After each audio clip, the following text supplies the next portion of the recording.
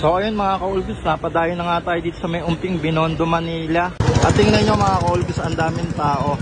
Nadaanan natin yung nagbebenta dito ng trending na sugar cane juice. Yan, tapos yung siopaw na legendary dito. Mukhang masarap kaya ito try natin. Yan.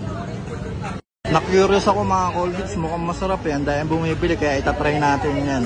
Kuya, ano yung nyo, tinda nyo kuya? Anong flavor niyan boss?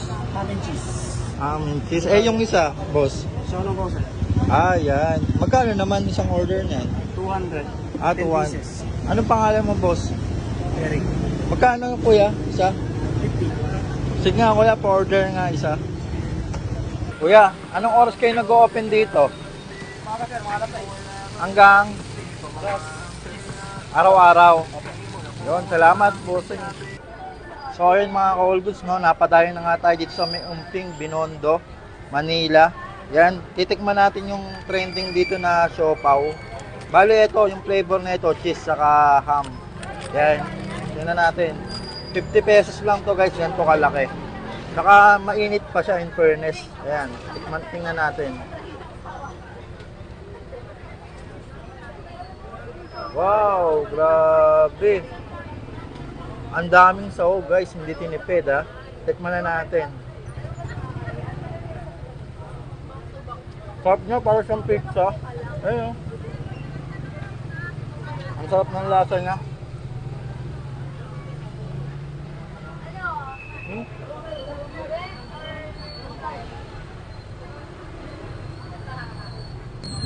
Grabe guys yung lasa niya. Parang kumain ka rin sa mamahaling restaurant. Tingnan nyo naman.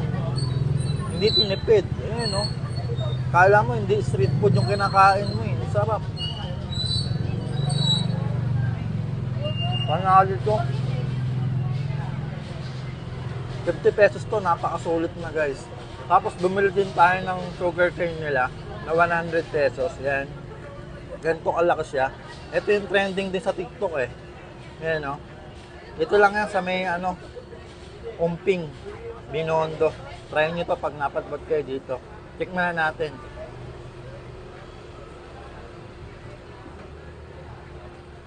Refreshing guys. Solid yung lasa niya.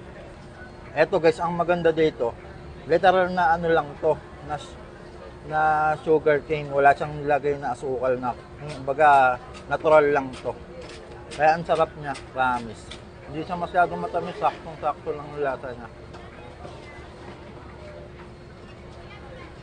Sarap. Perfect to ngayon panahon. Ang init eh. Mauubos ko to. Grabe. Ang sarap niya. First time ko lang to matikman pero nagustuhan ko talaga yung lasa niya. Sulit na to sa 100 pesos. Grabe guys. Isa na to. Masasabi ko na masarap na natikman ko na fried siopaw dito. Sarap po. Panalo. Sigurado magugustuhan nyo to kasi ang dami ng laman. Ayun o. May mushroom pa.